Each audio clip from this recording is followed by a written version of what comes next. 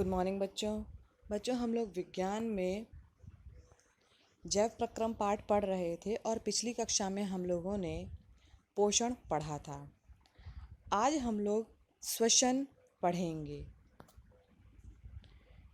बच्चों, सभी जीवधारियों को, चाहे वे पौधे हों, जंतु हों अथवा सूक्ष्म जीवी हों, अपनी क्रियाशीलता के लिए ऊर्जा की अनिवार्य रूप में आवश्यकता होती है। यानी कि कोई भी जीव हो, उसको अपना कार्य करने के लिए ऊर्जा ज़रूरत होती है।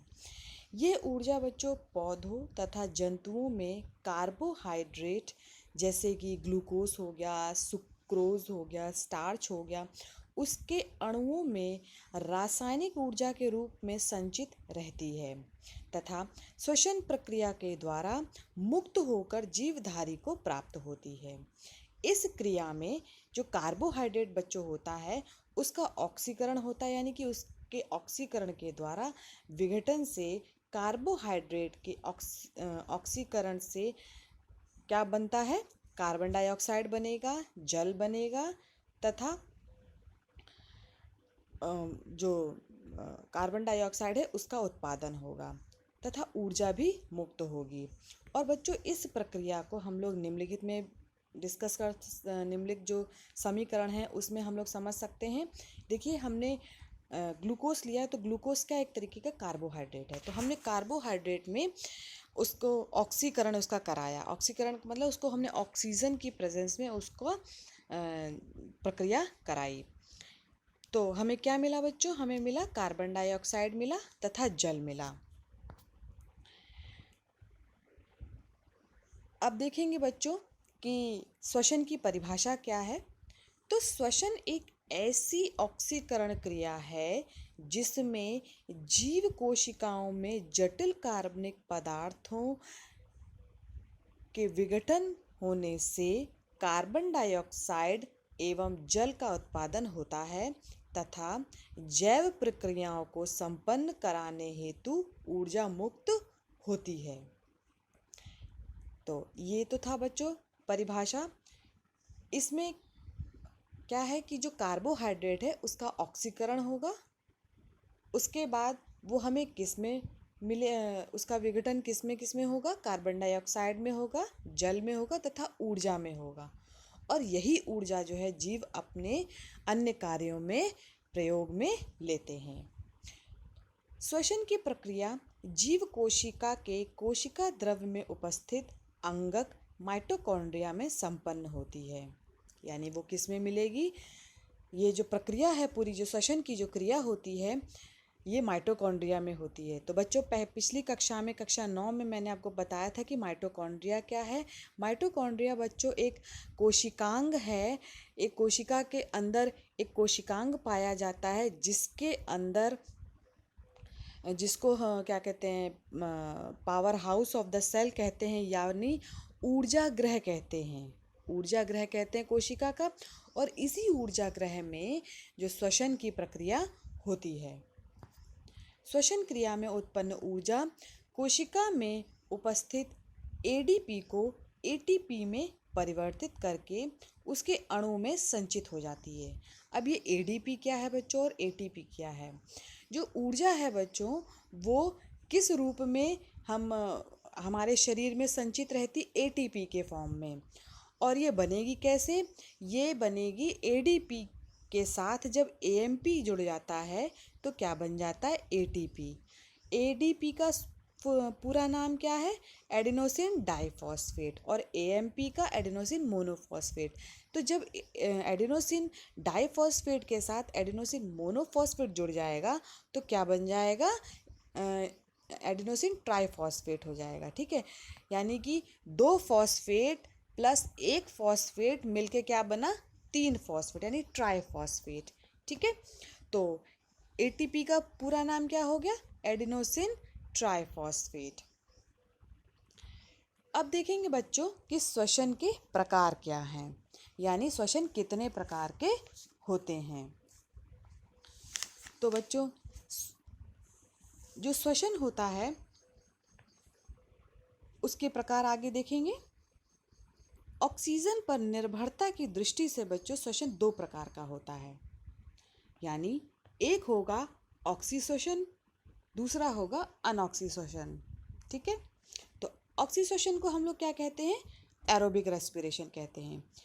तो इस प्रकार की श्वसन क्रिया में ऑक्सीजन की उपस्थिति अनिवार्य होती है, यानी कि जो ऑक्सीश्वसन है उसमें ऑक्सीजन का होना बहुत ज़रूरी होता है।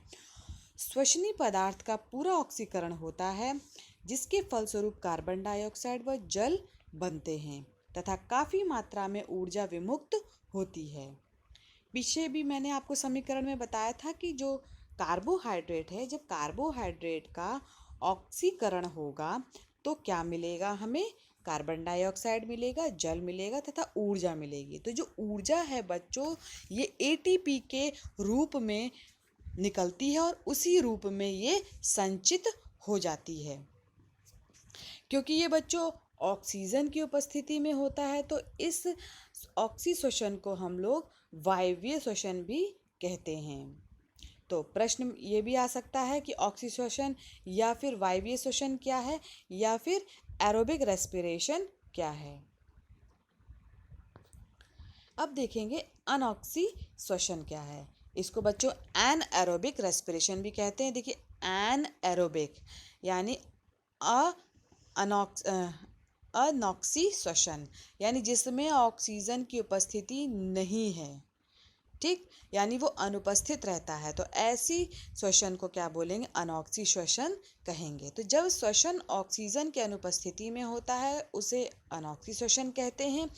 इसमें श्वसनीय पदार्थ का अपूर्ण ऑक्सीकरण होता है, यानी जो पदार्थ लिया गया है उसका पूरे रूप में ऑक्सीकरण नहीं होता है, यानी पूरी रूप में ऑक्सीजन की उपस्थिति में इसका विघटन नहीं होगा। इसके फलस्वरूप क्या होगा बच्चों, क्या बनेगा, एथिल अल्कोहल बनेगा, लैक्टिक अम्ल बनेगा, या आदि कार्बनिक यौगिक व कार्बन डाइऑक्साइड बनते हैं। ठीक, यानी या तो एथिल अल्कोहल बनेगा, या लैक्टिक अम्ल बनेगा, या इसी तरीके के और भी कार्बनिक यौगिक बन सकते हैं। साथ ही ऊर्जा भी मुक्त होती है और इस प्रक्रिया में जल नहीं बनता है। लेकिन ऑक्सीश्वसन में बच्चों जल बन रहा था, लेकिन अनऑक्सीश्वसन में जल नहीं बनेगा। लेकिन दोनों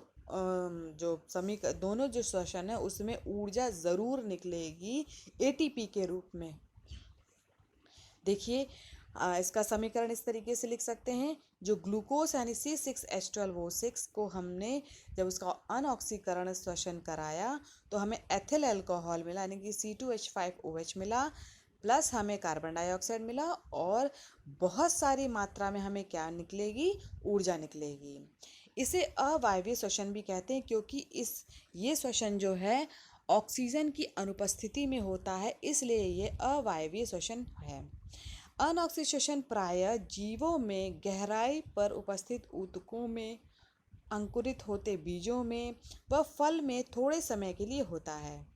जो अनऑक्सीश्वसन होता है बच्चों, ये हमारे शरीर में जो अंदर एकदम उपस्थित जो ऊतक होते हैं, या फिर कहें कि जो बीज अंकुरित हो रहे हैं, या फिर फलों में कुछ देर के लिए अनऑक्सीश्वसन होता है।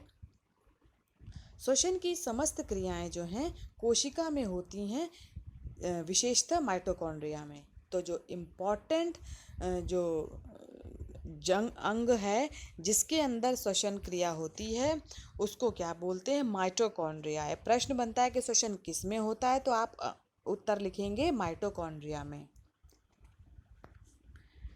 अब दोनों के बीच में अंतर देख लेते हैं कि वायवीय श्वसन क्या होता है बच्चों और अवायवीय श्वसन क्या होता है। तो वायवीय श्वसन ऑक्सीजन की उपस्थिति में होता है तथा इसमें ऑक्सीजन उपयुक्त होती है। जैसे कि मैंने आपको परिभाषा में बताया था कि इसमें ऑक्सीजन की आवश्यकता है, लेकिन जो अवायवीय श्वसन है उसमें ऑक्सीजन की ज़रूरत नहीं होती है, यानी कि ऑक्सीजन अनुपस्थित होता है। नेक्स्ट है बच्चों वायवीय श्वसन। इसमें ग्लूकोज का पूर्ण विखंडन होता है, लेकिन अवायवीय श्वसन में ग्लूकोज का पूर्ण विखंडन नहीं होगा। वायवीय श्वसन में इसमें कार्बन डाइऑक्साइड तथा जल अंतिम उत्पाद होता है, लेकिन जो अवायवीय श्वसन है उसमें एथेनॉल, लैक्टिक अम्ल अंतिम उत्पाद होता है। वायवीय श्वसन में उच्च मात्रा में ऊर्जा उत्पन्न होती है और अवायवीय श्वसन में कम मात्रा में ऊर्जा उत्पन्न होती है। वायवीय श्वसन माइटोकॉन्ड्रिया तथा साइटोप्लाज्म में होता है और जो अवायवीय श्वसन है यह केवल साइटोप्लाज्म में होता है। जो वायवीय श्वसन है उसमें 38 एटीपी अणु मुक्त होते हैं और जो अवायवीय श्वसन है इसमें केवल 2 एटीपी अणु मुक्त होंगे। तो इस तरीके से ही बच्चों आप लोग जैसे प्रश्न आ जाता है कि ऑक्सी श्वसन तथा अनऑक्सी श्वसन में अंतर लिखिए, या फिर आ जाएगा कि वायवीय श्वसन तथा अवायवीय श्वसन में अंतर लिखिए, तो आप इस प्रकार से लिख सकते हैं। अब देखेंगे मनुष्य के श्वसनांग यानी कि श्वसन तंत्र। मनुष्य में ऑक्सीजन तथा कार्बन डाइऑक्साइड के आदान प्रदान में भाग लेने वाले बच्चों अंगों को 2 समूहों में बांटते हैं। पहला है सहायक श्वसन अंग। तो सहायक का मतलब जो श्वसन में सहायता करते हैं, लेकिन वो श्वसन क्रिया नहीं कर रहे हैं, क्या कर रहे हैं, केवल सहायता कर रहे हैं। तो ऐसे अंगों को बच्चों कहते हैं सहायक श्वसन अंग।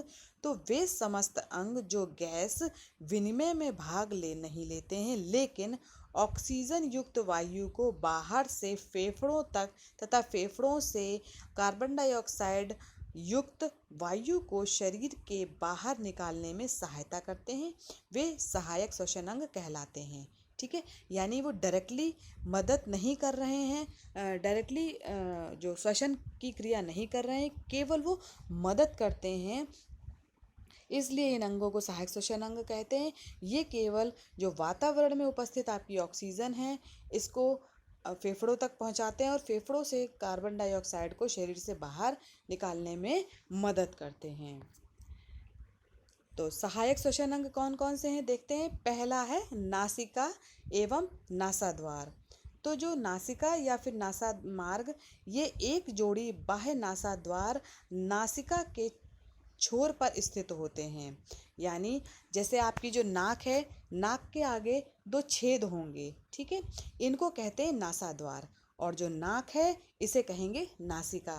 तो नासिका गुहा उपास्थि के बने नासापट द्वारा 2 भागों में बटी रहती है। देखिए आपकी जो नाक है वो बच्चों 2 भागों में विभाजित है, और बीच में जिसके द्वारा ये विभाजित है ये किस चीज़ की बनी हुई है, ये उपास्थि की बनी हुई है। यानी कि ये ऐसी हड्डी है जो बहुत सॉफ्ट होती है, बहुत ही ज़्यादा मुलायम होती है और लचीली होती है। ठीक है, तो ये क्या करती है, नाक को 2 भागों में, यानी जो नासा है, नासा को ये 2 भागों में विभाजित कर देती है। फिर तालु द्वारा मुख गुहा नासिका गुहा से अलग रहती है। यानी देखिए आपके मुख में अगर आप अंगूठे से ऊपर को टच करेंगे तो आपको तालु मतलब कि महसूस होगा। ठीक है, तो जो तालु होता है बच्चों, जो वो क्या है, वो नासिका गुहा को मुख गुहा से अलग करती है। यानी कि जो जब आप सांस लेंगे तो क्या कहते हैं, मुख से नहीं लेंगे, नाक से लेंगे। लेकिन ये तो नॉर्मल सी बात है कि मनुष्य मुंह से भी सांस ले सकते हैं और नाक से भी लेते हैं। ठीक है, लेकिन जो सही प्रक्रिया है वो नाक से लेना चाहिए। नासा गुहा अंदर एक टेढ़े मेढ़े घुमावदार रास्ते में खुलती है। नासा मार्ग में श्लेष्मिक झिल्ली का एक चिकना पतला तरल श्लेष्मिक झिल्ली से स्रावित होता रहता है। यानी एक जो नासा मार्ग है, यानी कि जो नाक के अंदर जो झिल्ली है उसमें से एक चिकना पदार्थ यानी कि श्लेष्मक निकलता रहता है, जो कि बहुत तरल पदार्थ होता है। ये क्या करता है, नाक को एकदम चिकना बना के रखता है। उसके बाद आता है बच्चों नासिका नासा मार्ग के बाद आता है स्वर तंत्र। स्वर तंत्र क्या है, जैसे हम बोलते हैं तो जिस अंग से बोल रहे हैं उसको क्या कहते हैं, स्वर यंत्र। या अगर ये नहीं होगा तो हम बोल नहीं पाएंगे, हमारी आवाज़ नहीं निकलेगी। तो स्वर यंत्र ये श्वास नाल का प्रारंभिक भाग है। स्वर यंत्र में वाक रज्जु यानी वोकल कॉर्ड होते हैं। जब वायु स्वर यंत्र से बाहर निकलती है तब वाक रज्जुओं में कंपन होता है, जिससे ध्वनि उत्पन्न होती है। स्वर यंत्र की भित्ति उपास्थियों से बनी होती है। यानी ये जो स्वर यंत्र है बच्चों, ये क्या है, ये इसके चारों तरफ उपास्थियाँ उपस्थित होती हैं, यानी कि सॉफ्ट हड्डियाँ होंगी, बहुत मुलायम हड्डियों से ये घिरा होता है। और जब वायु जो है स्वर यंत्र से बाहर निकलती है तो इनके बीच में कंपन होता है, यानी कि ये वाइब्रेट करेंगे और फिर ये ध्वनि उत्पन्न होती है। अब नेक्स्ट पार्ट आता है सहायक अंग में श्वसन नली या ट्रैकिया।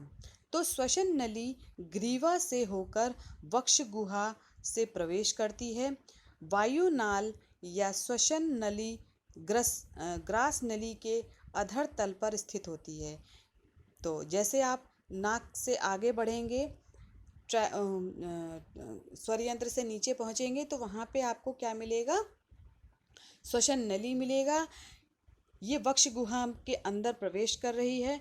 तो वायु नाल या श्वसन नली ग्रास नली के अधर तल पर स्थित होती है, यानी कि ग्रास नली होती है ना, जो आप जब आप खाना खाते हैं तो वो सीधे जो ग्रास नली होती है ये आपके आमाशय तक भोजन को पहुंचाती है, तो उसके नीचे ये उपस्थित होती है।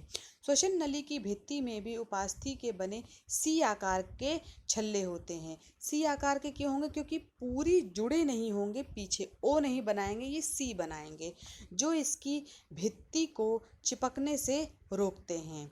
क्या होगा, ये चिपकेंगे नहीं। अगर ये चिपक जाएंगे तो ये सांस जो है, जो सांस की जो नली होती है वो चोक हो जाएगी, चिपक जाएगी। ठीक है, इसीलिए वहाँ पर सी आकार के उपास्थि उपस्थित होती हैं। नेक्स्ट अंग आता है बच्चों श्वसनी।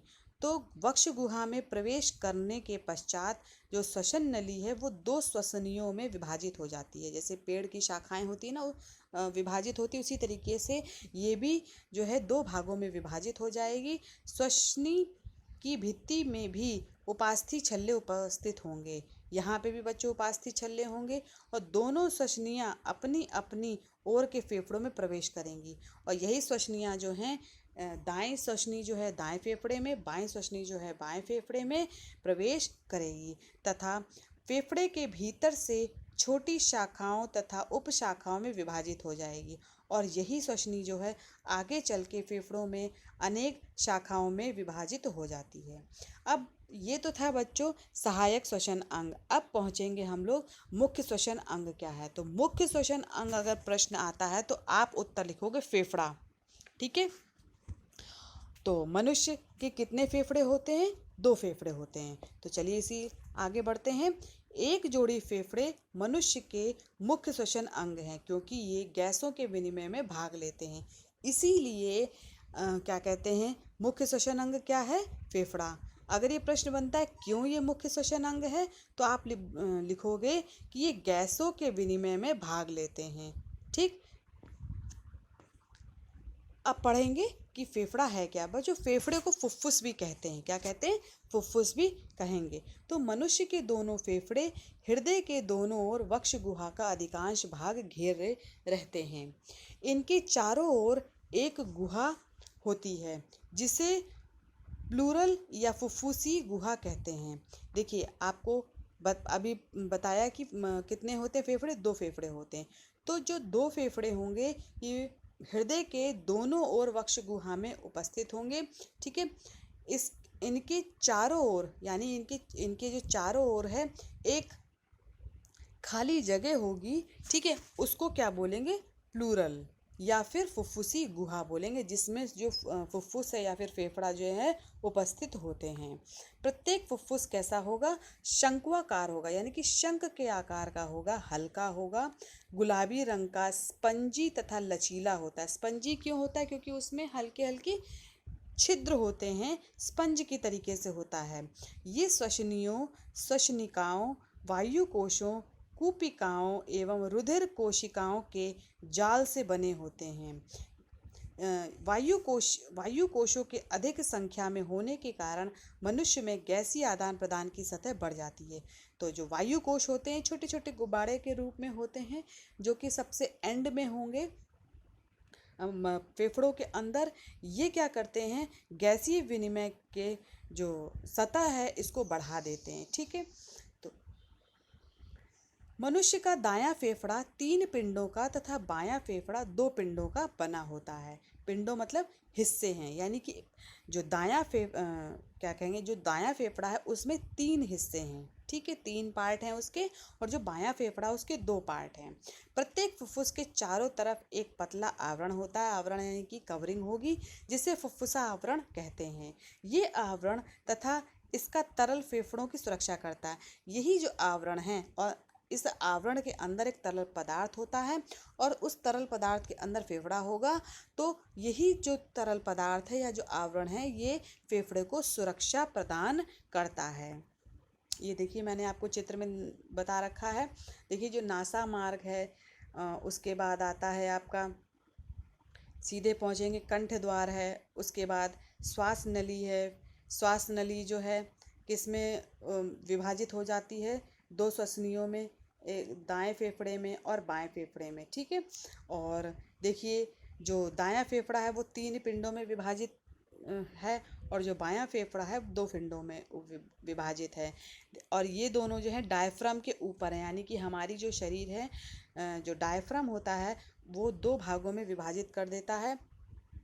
ठीक है, तो ये डायफ्राम के ऊपर उपस्थित होंगे। ठीक, तो अगर आपको चित्र आता है श्वसन, मनुष्य का श्वसन तंत्र बनाने के लिए, तो आप इस तरीके से बनाएंगे।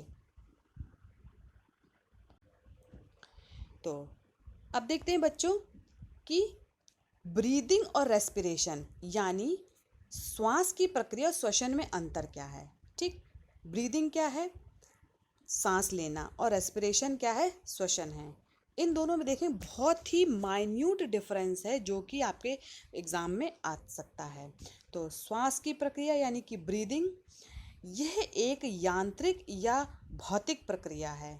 यांत्रिक यानी कि आपने कहते नहीं, जब सांस लीजिए ऐसे किया, छोड़ दिया, तो ये क्या हो गया, एक तरीके की ब्रीदिंग हो गई। ठीक है, और श्वसन क्या है, ये एक जैव रासायनिक प्रक्रिया है। जैव रासायनिक प्रक्रिया क्यों, क्योंकि इसमें ग्लूकोज का विघटन होता है, और क्या बनता है, कार्बन डाइऑक्साइड, जल बनता है तथा ऊर्जा बनती है। ठीक, अब देखेंगे ब्रीदिंग में दूसरा पॉइंट है कि श्वास की प्रक्रिया में ऊर्जा का उपयोग होता है। इसमें क्या होगा, जब आप सांस लेंगे यानी कि अंदर को सांस लेंगे, बाहर को छोड़ेंगे, तो इस प्रक्रिया में ऊर्जा जो है आप लेंगे, यानी कि ऊर्जा का प्रयोग होगा। लेकिन जो श्वसन होता है उसमें ऊर्जा मुक्त होती है, ऊर्जा निकलती है।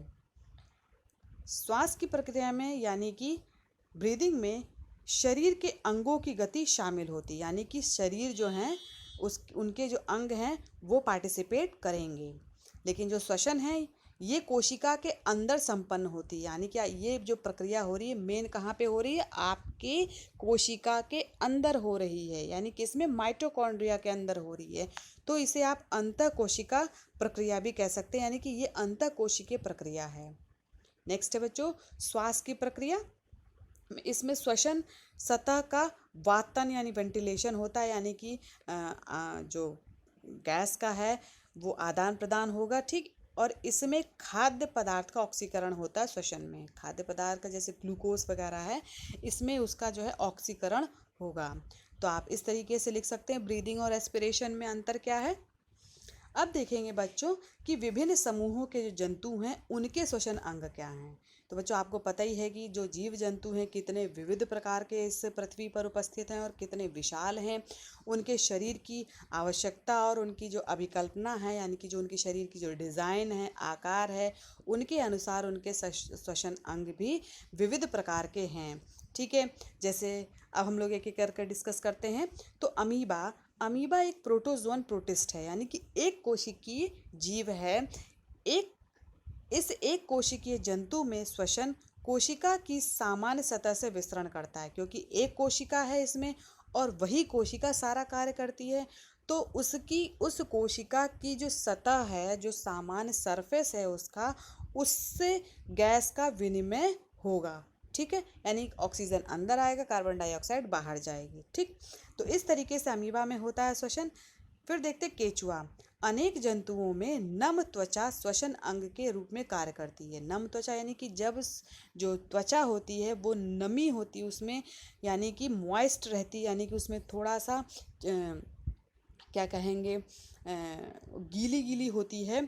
इस प्रकार त्वचा के माध्यम से होने वाले श्वसन को त्वचीय श्वसन कहा जाता है। त्वचीय श्वसन का मतलब यानी जो त्वचा से श्वसन हो रहा है, यानी कि क्यूटेनियस रेस्पिरेशन होगा।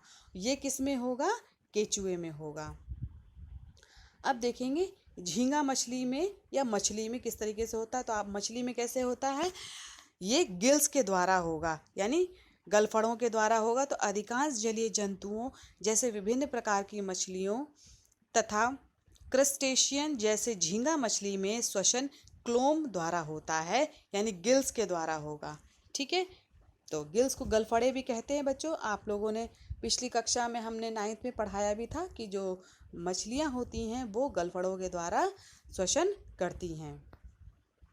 अब देखेंगे कीटों में श्वसन जो होता है, कीट यानी जो कीड़े मकोड़े जो होते हैं उनमें श्वसन जो है ट्रैकिया द्वारा होता है। 1 नंबर के प्रश्न में बच्चों ज़रूर पूछा जा सकता है कि कीटों में श्वसन किस के द्वारा होता है, तो ट्रैकिया के द्वारा होता है। इनमें शरीर की सतह पर पाए जाने वाले सूक्ष्म छिद्र स्पाइरल बाह्य वायु को ट्रैकिया एवं इसकी शाखाओं द्वारा शरीर ऊतक से जोड़ता है। ठीक है, यानी इनके जो शरीर है, इनके शरीर में ट्रैकिया उपस्थित होता है।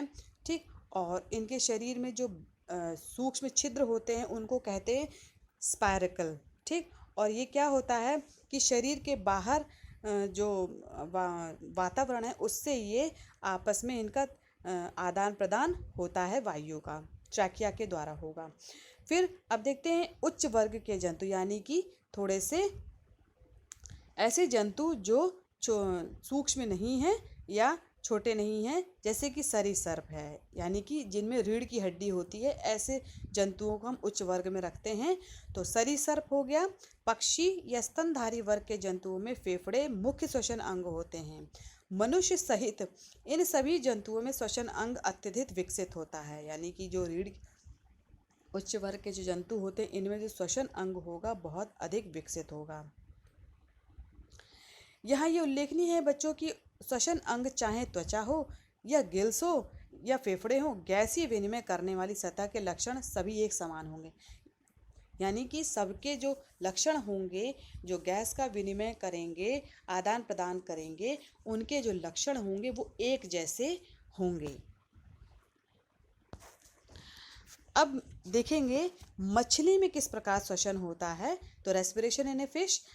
मछलियों में श्वसन सतह गिल्स के रूप में उपस्थित होता है। गिल्स यानी कि गलफड़े। इनकी कंघे की तरह की विशिष्ट बनावट के कारण इनकी गिल्स एक विस्तृत श्वसन तंत्र का निर्माण करती है। जैसे आपने कंघी देखी है, उनमें जो दांत होते हैं वो एक के ऊपर एक होते हैं, उसी तरीके से जो मछलियों में जो गलफड़े होते हैं उनका भी आकार इसी तरीके से होता है। ये प्रायः मुख से जल ग्रहण कर उसे गिल्स के ऊपर होकर शरीर से बाहर निकालती हैं।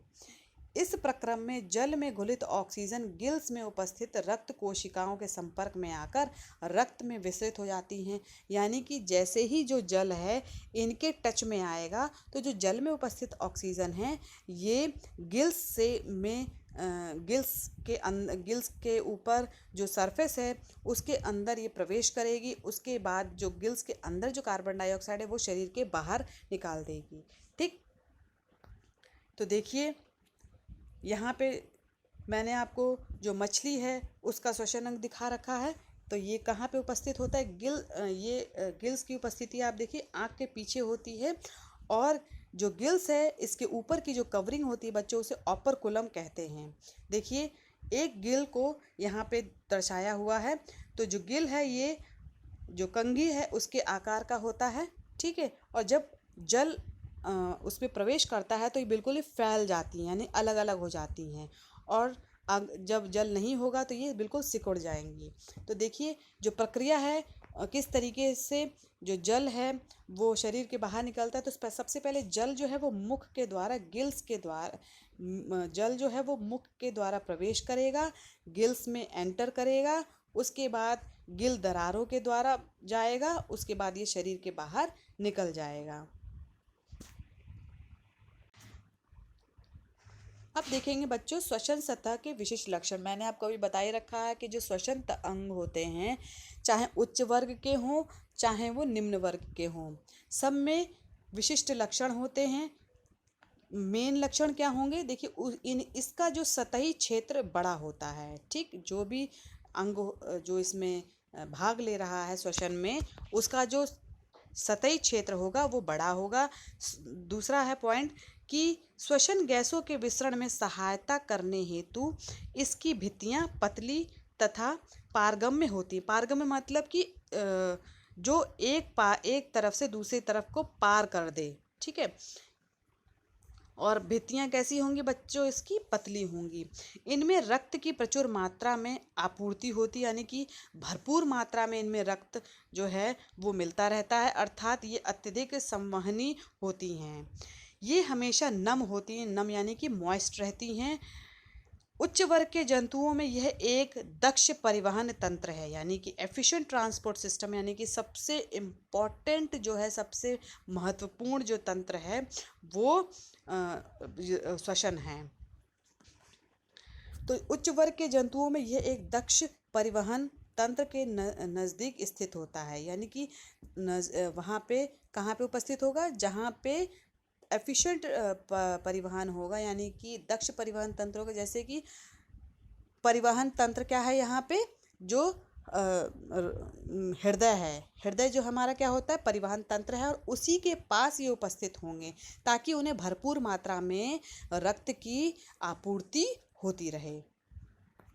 अब देखेंगे बच्चों कि पौधों में श्वसन कैसे होता है, ठीक है।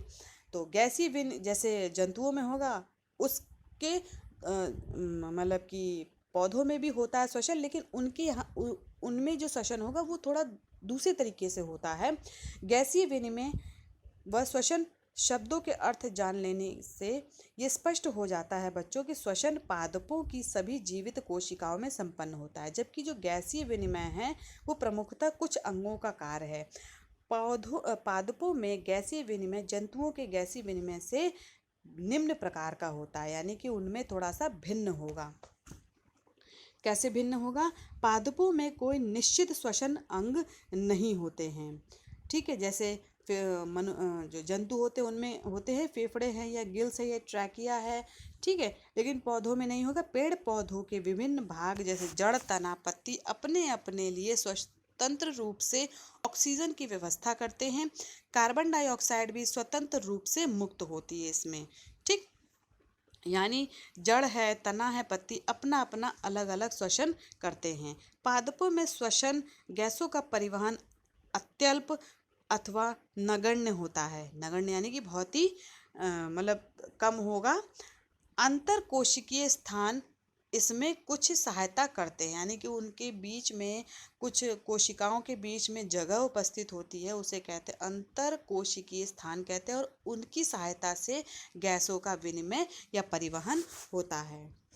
पादप अचल होते हैं। अचल यानी कि वो एक जगह से दूसरी जगह नहीं चल पाते हैं।